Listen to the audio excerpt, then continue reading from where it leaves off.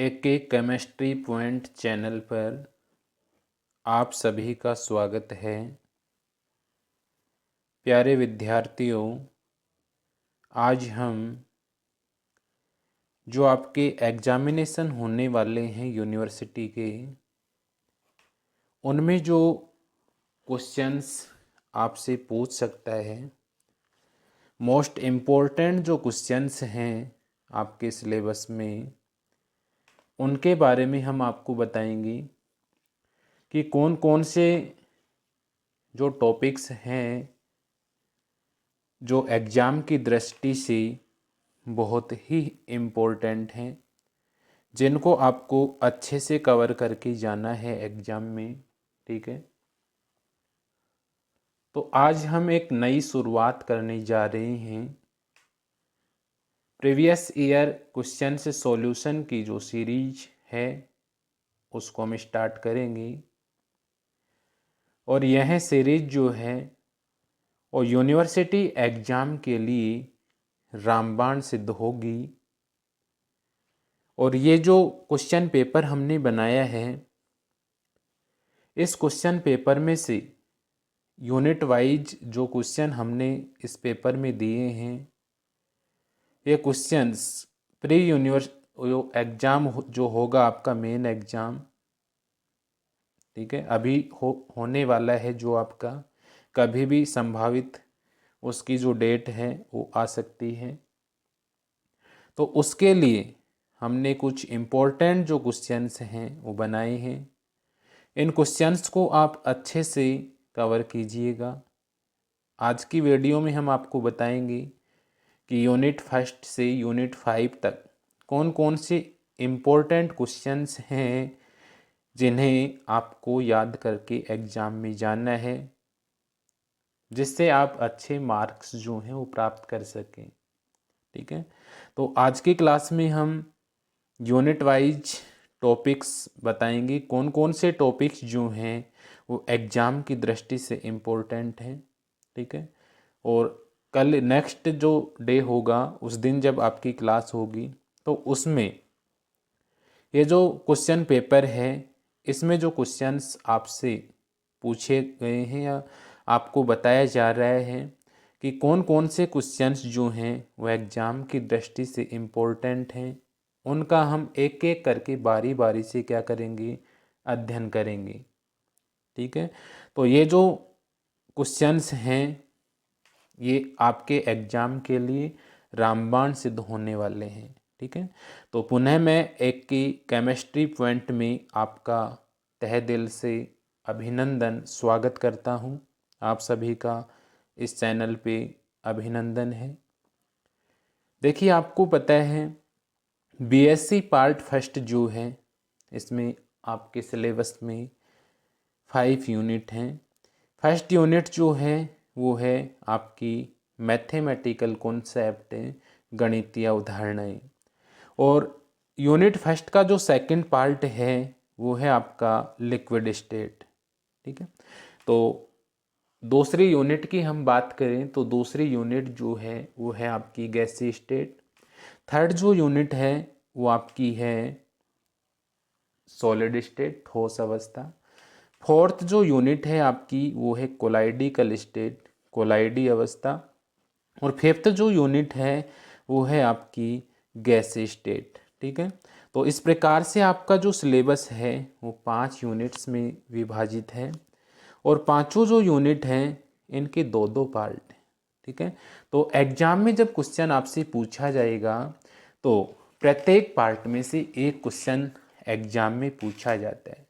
तो एक यूनिट में 2 पार्ट हैं, तो वहाँ से 2 क्वेश्चंस आपको एग्जाम में पूछे जाएंगे, जिनमें से आपको एक क्वेश्चन करना होता है। तो पर यूनिट आपको एक क्वेश्चन सेलेक्ट करना होगा। ठीक है, तो इस प्रकार हम ये कह सकते हैं कि टोटल जो एग्जाम में 10 क्वेश्चन होंगे, उन 10 क्वेश्चंस में से आपको कितने क्वेश्चन अटेम्प्ट करने होंगे, 5 जो क्वेश्चंस हैं वो आपको अटेम्प्ट करने होंगे। ठीक है, 10 में से आपको 5 करने होंगे। और आपके लिए जो टाइम होगा, टाइम रिक्वायर्ड जो होगा आपके लिए, वो क्या होगा, 3 आवर होगा, ठीक है। और मैक्सिमम नंबर की यदि हम बात करें, कितने नंबर का जो है वो क्वेश्चन आपसे पूछा जाएगा, तो मैक्सिमम नंबर जो है यहाँ पे आपसे 50 नंबर का वो पूछता है। 50 नंबर का एग्ज़ाम आपका होता है केमिस्ट्री का, ठीक है। और केमिस्ट्री जो है इसमें आपके 3 पेपर चलते हैं, इनऑर्गेनिक, ऑर्गेनिक और फिजिकल, ठीक है। तो टाइम यहाँ पे आपको 3 आवर दिए जाएंगे और नंबर्स जो हैं वो आपको 50 नंबर का ये पेपर होगा। और यहाँ से आपको किन्हीं भी 5 जो क्वेश्चंस हैं उनका आपको आंसर देना होगा 10 में से, ठीक है। यहाँ तक क्लियर है। नेक्स्ट देखिए, यूनिट जो फर्स्ट है आपकी, वो मैंने आपको बताया था। यूनिट फर्स्ट की यदि हम बात करें तो यूनिट फर्स्ट जो है आपके सिलेबस में वो है मैथमेटिकल कॉन्सेप्ट, गणितीय अवधारणा जिसको हम कहते हैं, ठीक है। गणितीय अवधारणा यहाँ पे यूनिट नंबर फर्स्ट है आपकी, इसका फर्स्ट पार्ट है। तो यहाँ पे आप इसको मेंशन कर सकते हैं।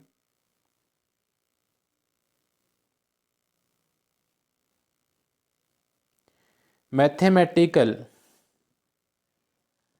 कॉन्सेप्ट जो है ये आपका इस यूनिट का फर्स्ट पार्ट है, ठीक है। मैथमेटिकल कॉन्सेप्ट इस यूनिट का फर्स्ट पार्ट है, जिसको हम हिंदी में कहते हैं गणितीय अवधारणाएं। अब देखिए फर्स्ट जो पार्ट है इसमें मोस्ट इम्पोर्टेंट जो क्वेश्चंस हैं वो यहाँ पे आपसे पूछे गए हैं। और कौन कौन से क्वेश्चंस यहाँ से पूछे गए हैं।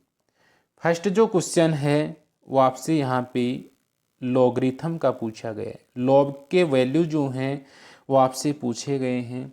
log 2 का मान आपको दे दिया, log 3 का मान आपको दे दिया, log 5 का मान आपको दे दिया, log 7 का वैल्यू आपको दिया हुआ है। देन आपसे वो कह रहा है कि log 5 जो है इसका वैल्यू आपको दिया हुआ है। देन आपसे वो कह रहा है कि log 4 की पावर 1/2 और log 7 to 9 का वैल्यू आपको कैलकुलेट करना है। तो इस प्रकार के जो क्वेश्चंस हैं उनका सॉल्यूशन हम किस प्रकार से करते हैं, तो आज की क्लास में तो हम केवल क्वेश्चंस जो हैं, जो मोस्ट इम्पॉर्टेंट क्वेश्चंस हैं एग्जाम में आ सकते हैं, उनके बारे में बताएंगे। नेक्स्ट जब क्लास होगी तो यूनिट वाइज, यूनिट फर्स्ट हम लेंगे, यूनिट फर्स्ट का सॉल्यूशन हम कराएंगे।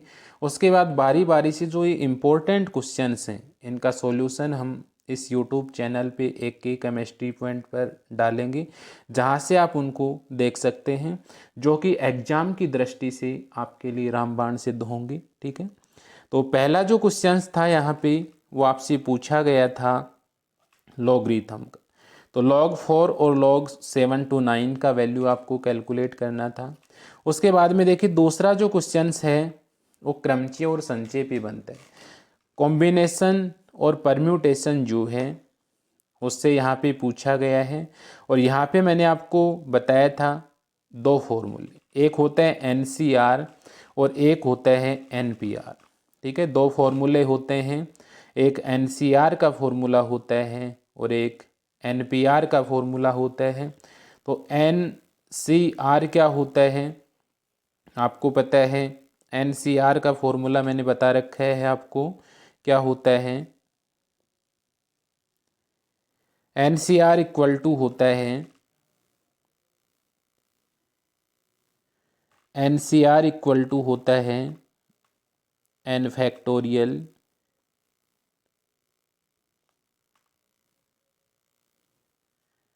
फैक्टोरियल बाई R फैक्टोरियल, और ये होता है N minus R factorial,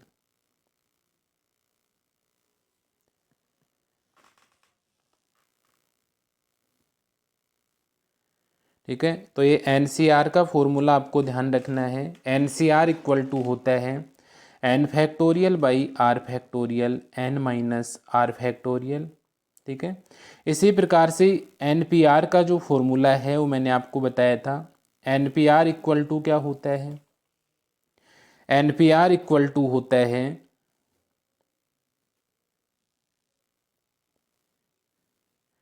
NPR equal to होता है, ध्यान रखना आप, NPR इक्वल टू होता है n factorial by n minus और ये होता है r फैक्टोरियल।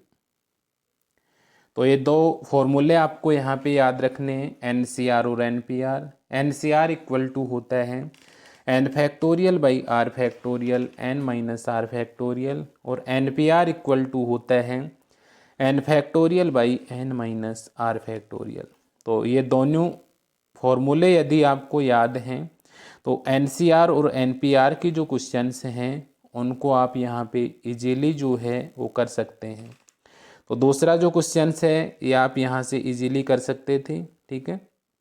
इसके बाद देखिए, इसी में यूनिट फर्स्ट जो है इसी में थर्ड क्वेश्चन आपसे पूछा गया है, और थर्ड क्वेश्चन यहाँ पे पूछा गया था आपसे कि निम्न का x के सापेक्ष अवकलन और समाकलन कीजिए। तो अवकलन और समाकलन जो है इससे भी क्वेश्चन एग्जाम में जो है वो पूछा जाता है। तो अवकलन और समाकलन जो है वो अच्छे से कर लेना आप। अवकलन और समाकलन जो है इसके फॉर्मूले मैंने आपको लिखवा रखे हैं, उन फॉर्मूलों को आप अच्छे से याद कीजिएगा, और आगे जो नेक्स्ट क्लास होंगी उनमें मैं अच्छे से इनको एक्सप्लेन करूँगा, फॉर्मूले आपको लिखवाएंगे, ठीक है। तो यूनिट फर्स्ट का जो फर्स्ट पार्ट है इसमें से जो इम्पोर्टेंट क्वेश्चंस बनते हैं वो एक तो लॉगरिथम के वैल्यू जो हैं हम कैसे सोल्व करते हैं, नंबर 2 NCR और NPR क्रमचय और संचय जो हैं उनके वैल्यू आपको फाइंड आउट करना है, एक फैक्टोरियल जो है उसकी वैल्यू जो है हम किस प्रकार से सोल्व करते हैं, ठीक है। उसके बाद में अवकलन और समाकलन जो है उनके जो क्वेश्चंस हैं वो आपको आने चाहिए, ठीक है। तो ये यूनिट फर्स्ट जो है इसका फर्स्ट पार्ट जो है वो कंप्लीट होता है। अब इसके बाद में देखिए सेकंड जो पार्ट है यूनिट फर्स्ट का, और सेकंड जो पार्ट है वो इसका है लिक्विड स्टेट, ठीक है। सेकंड जो पार्ट है वो कौन सा है आपका, लिक्विड स्टेट, ठीक है। तो यूनिट फर्स्ट का सेकंड पार्ट जो है वो आपका लिक्विड स्टेट है, द्रव अवस्था।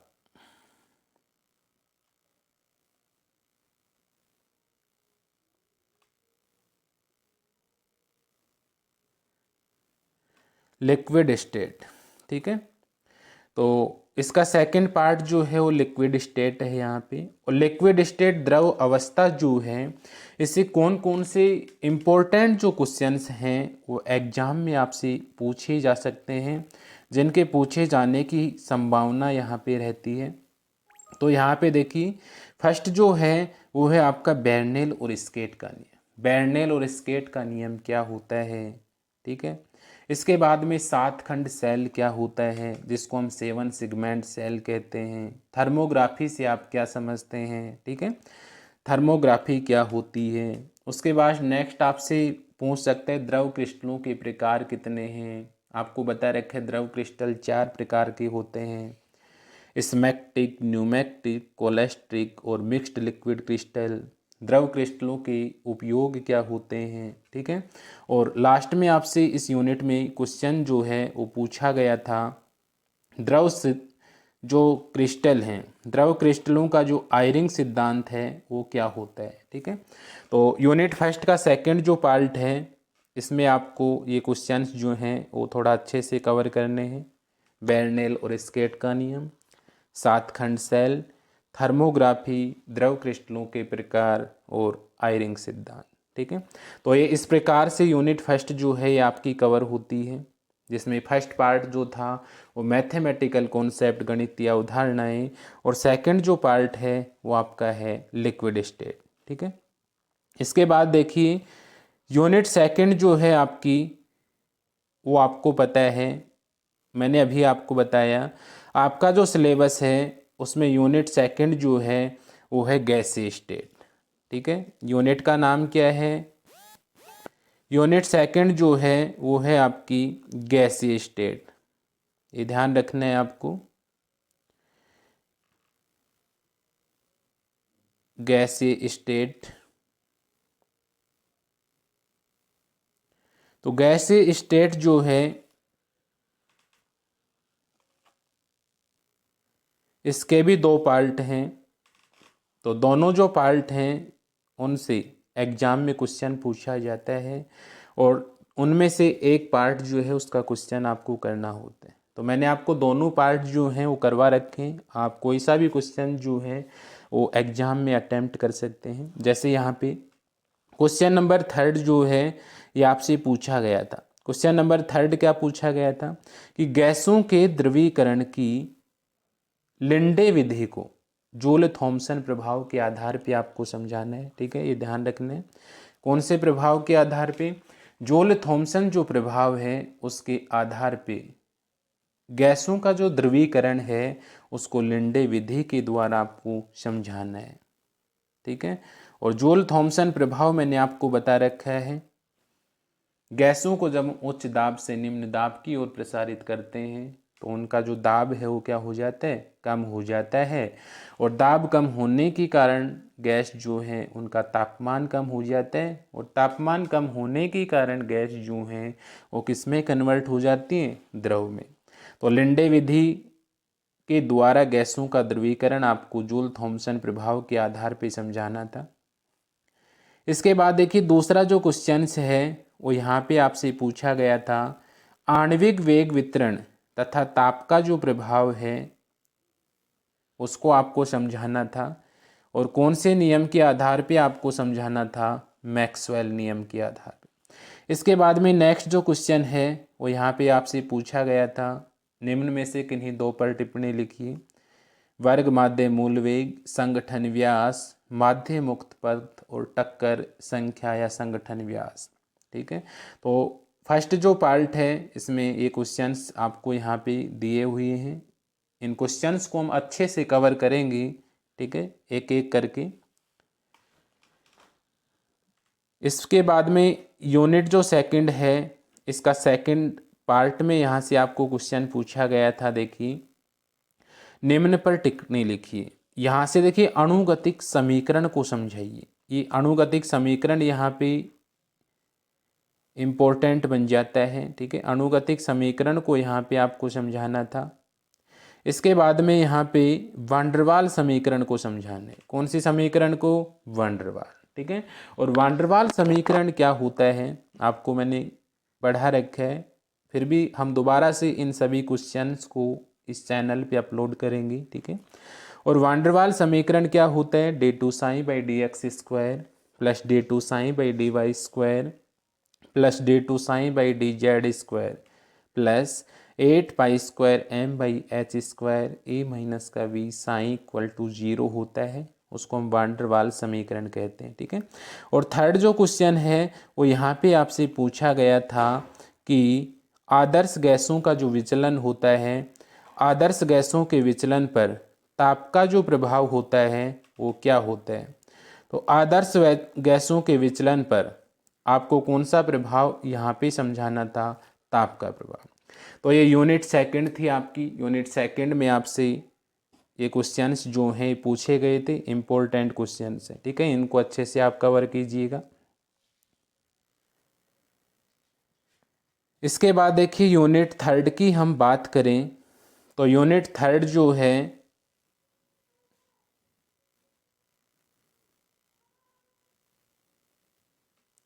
इसमें नीचे ये यूनिट थर्ड है। यूनिट थर्ड का जो फर्स्ट पार्ट है और यूनिट थर्ड जो है आपको पता है, मैंने अभी आपको बताया कि आपका जो सिलेबस है उसमें यूनिट थर्ड जो है वो क्या है? सॉलिड स्टेट, ठोस अवस्था। तो यूनिट थर्ड जो है वो सॉलिड स्टेट है और सॉलिड स्टेट से पहला जो क्वेश्चन है वो यहाँ पे इम्पोर्टेंट क्या बन जाता है? समदैशिकता और विषमदैशिकता से आप क्या समझते हैं? आपको ये मैंने करवा रखा है। ठीक है, समदैशिकता क्या होती है, विषमदैशिकता क्या होती है। ठीक है, इसके बाद में देखिए ये इम्पोर्टेंट क्वेश्चंस है। यहाँ से मिलर अंक आपको निकालना है। यहाँ से मिलर अंक जो है वो हम किस प्रकार से निकालते हैं। ठीक है, तीसरा जो क्वेश्चन है वो इस पार्ट से यहाँ पे पूछा गया था, क्रिस्टलीय विज्ञान की जो नियम हैं उनको लिखिए और उनमें से किसी एक नियम का आपको क्या करना है, वर्णन करना है। ठीक है, ये फर्स्ट पार्ट हो गया जिसमें से इम्पोर्टेंट जो क्वेश्चंस हैं वो आपसे एग्जाम में पूछे जा सकते हैं, इनको आप अच्छे से कवर कीजिएगा। अगर इन क्वेश्चंस में आपको किसी भी प्रकार की कोई समस्या है तो आप कमेंट बॉक्स में कमेंट कर सकते हैं। आपकी हर सॉल्यूशन का जो है, आपकी हर प्रॉब्लम का जो है वो इस चैनल में सॉल्यूशन किया जाएगा। और ये सभी जो क्वेश्चंस हैं इनका बारी बारी से हम इस चैनल पे वीडियो जो है वो अपलोड करेंगे, तो आप चैनल जो है इसको विजिट करते रहिएगा। ठीक है, इसको सब्सक्राइब कीजिएगा, शेयर कीजिएगा, लाइक कीजिएगा। आपके लिए इस चैनल पर बेस्ट से बेस्ट जो है वो कंटेंट प्रोवाइड करवाने की हम कोशिश करेंगे। ठीक है, तो नेक्स्ट देखिए यूनिट 3 जो है, इसमें सेकंड जो क्वेश्चन है उसमें से क्या क्या इम्पोर्टेंट यहाँ पे बन जाता है, ब्रेग समीकरण। और ब्रेग समीकरण मैंने आपको बता रखा है, एन लैम्डा इक्वल टू होता है 2d sine theta.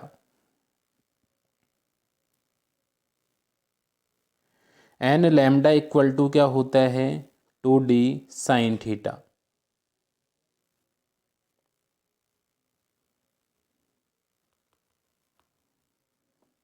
N lambda equal to होता है 2d साइन थीटा। इसी को हम कौन सी इक्वेशन कहते हैं, ब्रेग समीकरण कहते हैं। तो N lambda equal to 2d sine theta, ये किस प्रकार से आई ये आपको आना चाहिए, एग्जाम में ये पूछी जा सकती है। ठीक है, इसके बाद देखिए इसमें नेक्स्ट क्वेश्चन आपसे क्या पूछा गया है या क्या पूछा जा सकता है एग्जाम में, सोडियम क्लोराइड की क्रिस्टलीय संरचना। NaCl जो होता है इसकी क्रिस्टलीय संरचना जो है वो किस प्रकार से होती है, तो NaCl की क्रिस्टलीय संरचना को आपको करना है। ठीक है, और इस यूनिट में जो लास्ट क्वेश्चन आपसे पूछा गया था वो क्या पूछा गया है या एग्जाम में जो है वो आपसे पूछा जा सकता है, क्रिस्टलीय संरचना जो है उसके प्रायोगिक निर्धारण की प्रमुख जो विधियां हैं उन विधियों के आपको नाम लिखना है और विधियों के नाम लिखने के साथ साथ उनमें से आपको किसी एक विधि का क्या करना है, वर्णन करना है। तो यहाँ पे यूनिट 3 जो है इसमें इम्पोर्टेंट जो क्वेश्चंस हैं वो मैंने आपको बताए। अणुगतिक सिद्धांत, ये तो सेकंड यूनिट की बात थी। ठीक है, थर्ड यूनिट में समदैशिकता और विषमदैशिकता जो है इसको आपको कवर करना है। इसके बाद में मिलर अंक जो है वो निकालने आने चाहिए आपको। क्रिस्टलीय विज्ञान के नियम आपको पता होना चाहिए और क्रिस्टलीय विज्ञान के जो नियम है वो मैंने आपको पढ़ाए थे। ठीक है, अगर फिर भी किसी ने नहीं पढ़े तो टेंशन लेने की बात नहीं है, हम इसको दोबारा से आपको इस चैनल में प्रोवाइड करवा देंगे। क्रिस्टलीय विज्ञान के 3 नियम हमने पढ़े थे, अंतराफलक कोण की स्थिरता का नियम, सममितता का नियम और परमीय अक्षांश का नियम। ठीक है, इसके बाद में देखिए इसमें इम्पोर्टेंट जो क्वेश्चंस है वो ब्रेग इक्वेशन है।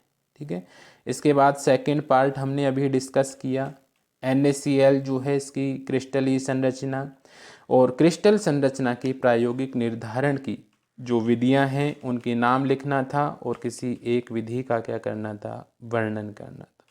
तो ये थर्ड यूनिट जो है वो आपकी कंप्लीट होती है यहाँ पे।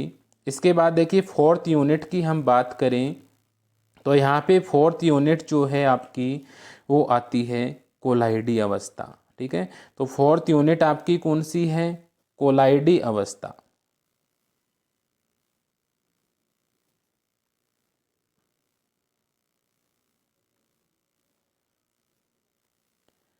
कोलाइडिकल स्टेट जिसको हम कहते हैं भी, कोलाइडी अवस्था। कोलाइडिकल स्टेट जो है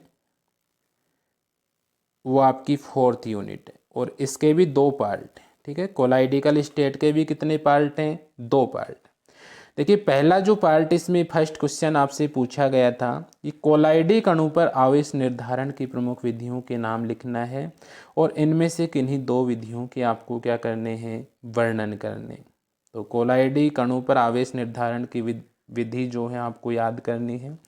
हार्डी सुलजे का जो नियम है क्या होता है, हार्डी सुलजे का नियम हम किसे कहते हैं, ठीक है, स्वर्ण संख्या, गोल्डन नंबर, इसको इंग्लिश में हम क्या कहते हैं भी, गोल्डन नंबर। गोल्डन नंबर, तो गोल्डन नंबर जो है इसको आपको कवर करना है। तो फर्स्ट पार्ट में यहाँ पे क्वेश्चन आपसे पूछे गए, आवेश निर्धारण की प्रमुख विधियों के नाम लिखते हुए दो विधियों का वर्णन करना है, साथ ही स्वर्ण संख्या और हार्डी सुलजे जो नियम है इसको आपको समझाना है। इस यूनिट का सेकंड जो पार्ट है इसमें देखिए आपसे पूछा गया है ब्राउनी मोशन क्या होता है, ब्राउनी गति किसे कहते हैं, ठीक है।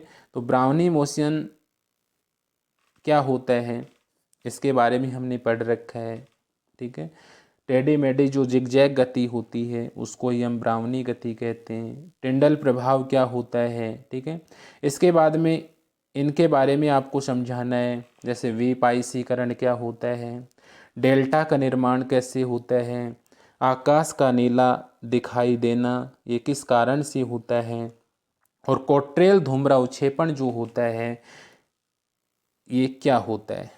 तो ये आपकी यूनिट नंबर जो है वो फोर्थ थी, ठीक है। यूनिट फोर्थ में इन टॉपिक्स जो हैं इनको आप अच्छे से कवर कीजिएगा, ठीक है। इसके बाद में देखिए आप ये यूनिट नंबर जो है वो आपका कोलाइडिकल स्टेट फोर्थ यूनिट हो गया। इन टॉपिक्स को आप अच्छे से कवर कीजिएगा, ठीक है। इसके बाद में देखिए आपकी यूनिट 5 जो है लास्ट यूनिट आती है आपकी, जिसमें से इम्पोर्टेंट जो क्वेश्चंस हैं वो एग्जाम में क्या क्या पूछे जा सकते हैं। तो यूनिट 5 जो है वो है आपकी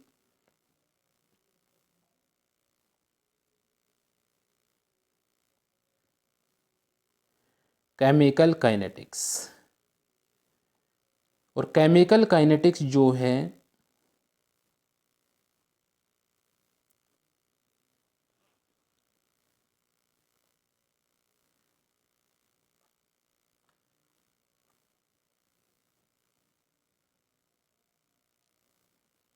केमिकल काइनेटिक्स जो है इसको हम रासायनिक बलगतिकी के नाम से जानते हैं, ठीक है।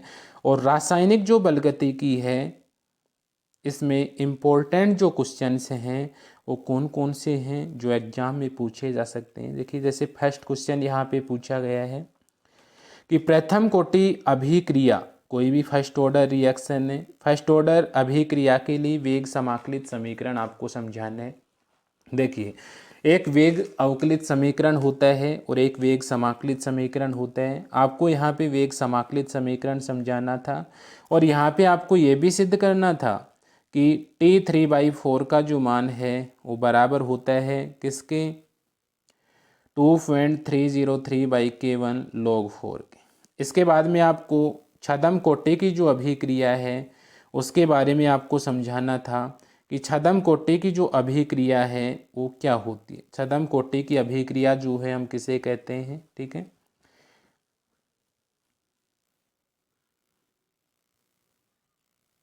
इसके बाद देखिए इसके बाद में इसमें क्वेश्चन इम्पोर्टेंट जो हैं वो कौन कौन से हैं। तो अभिक्रिया की कोटि के बारे में आपसे वो पूछता है कि अभिक्रिया की जो कोटि है वो क्या होती है। तो आपको पता है अभिक्रिया की कोटि क्या होती है, किसी भी रासायनिक अभिक्रिया में क्रिया कारकों की जो घात हैं उनका योग ही क्या कहलाता है, अभिक्रिया की कोटि कहलाता है, ठीक है। सक्रियण ऊर्जा से आप क्या समझते हैं, ताप गुणांक क्या होता है, टेम्परेचर कोफिशिएंट जो होता है वो क्या होता है, बता रखा है आपको टेम्परेचर कोफिशिएंट। तो किसी भी अभिक्रिया का जो टेम्परेचर है उसको यदि हम 10 डिग्री सेंटीग्रेड इंक्रीज कर देते हैं तो उसका जो वेग है वो 2 से 3 गुना क्या हो जाता है, बढ़ जाता है। ये फर्स्ट पार्ट आपका इसमें हो गया। सेकंड पार्ट में देखिए आपसे यहाँ पे कौन कौन से क्वेश्चंस जो हैं वो पूछे जा सकते हैं। तो फर्स्ट जो क्वेश्चन है वो है दृढ़ गोले मॉडल के आधार पर टक्करवाद सिद्धांत। ठीक है, आपको ये करवा रखा है मैंने, हिंदी में आप ये ध्यान रखना, टक्करवाद सिद्धांत। इंग्लिश में इसको हम कहते हैं हार्ड स्पेयर मॉडल और कोलिजन थ्योरी के नाम से इसको जाना जाता है। ठीक है, तो कोलिजन थ्योरी को अच्छे से आपको कवर करना है, कोलिजन थ्योरी क्या होती है। इसके बाद में संक्रमण जो अवस्था सिद्धांत है, और संक्रमण अवस्था सिद्धांत जो है इसको हम कौन सा सिद्धांत भी कहते हैं, ट्रांजिशन स्टेट थ्योरी। ठीक है, तो इसको ट्रांजिशन स्टेट थ्योरी जो है उसके नाम से जाना जा सकता है। और लास्ट क्वेश्चन यहाँ पे इम्पोर्टेंट जो बनता है वो आपका बनता है अभिक्रिया की कोटि निर्धारण करने की प्रमुख जो विधियाँ हैं उनका आपको नाम लिखना है। ठीक है, और उनमें से आपको किसी एक विधि का क्या करना है, वर्णन करना है।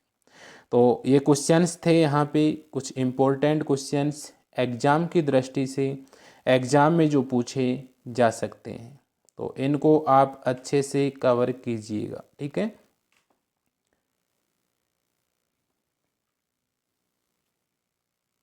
इन क्वेश्चंस को आप एग्ज़ाम में अच्छे से याद करके जाइएगा। अगर इन क्वेश्चंस में से किसी भी क्वेश्चंस में आपको कोई प्रॉब्लम हो तो कमेंट बॉक्स में आप कमेंट कर सकते हैं। ठीक है, वैसे ये सभी जो टॉपिक्स हैं इनकी क्लास जो है मैं इस यूट्यूब चैनल पे एक एक केमिस्ट्री पॉइंट पर अपलोड कर दूंगा बहुत ही अच्छे से, तो यहाँ से आप इनको पढ़ सकते हैं। अगर किसी ने क्लास नहीं भी ली तो कोई दिक्कत नहीं है, यहाँ से आप इनको पढ़कर एग्ज़ाम में 80 से 90% जो नंबर हैं वो आप इजीली यहाँ से आप कवर कर सकते हैं। ठीक है, तो आज की क्लास में हमने डिस्कस किया कुछ इम्पोर्टेंट क्वेश्चंस के बारे में। ठीक है, इसके बाद में देखिए नेक्स्ट जो क्लास होगी उसमें हम इन क्वेश्चंस को बारी बारी से हम डिस्कस करेंगे। ठीक है, यदि आपको ये वीडियो अच्छा लगा हो तो आप वीडियो को लाइक ज़रूर कर दीजिएगा।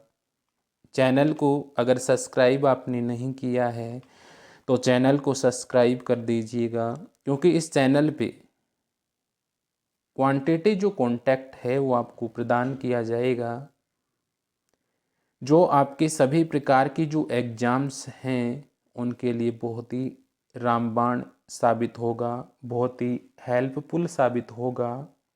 ठीक है, तो इस वीडियो को लाइक करें, शेयर करें, चैनल को सब्सक्राइब करें। ठीक है, और नेक्स्ट जो वीडियो होगा उसमें हम इन जो क्वेश्चंस हमने बताए हैं इन क्वेश्चंस का जो सॉल्यूशन है वो हम बारी बारी से करेंगे। तो रोज़ आप क्लास देखते रहिएगा। ठीक है, जिससे आपको एग्ज़ाम में बहुत ही हेल्प मिल सके। तो एक एक केमिस्ट्री पॉइंट की तरफ से आप सभी का दिन जो है वो शुभ हो। सभी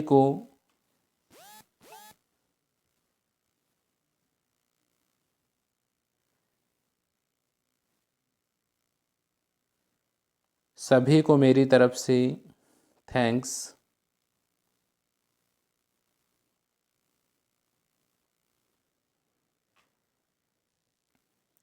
and good night.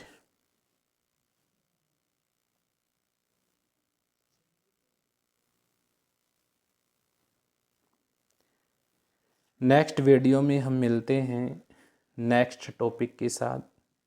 Bye bye, Tata.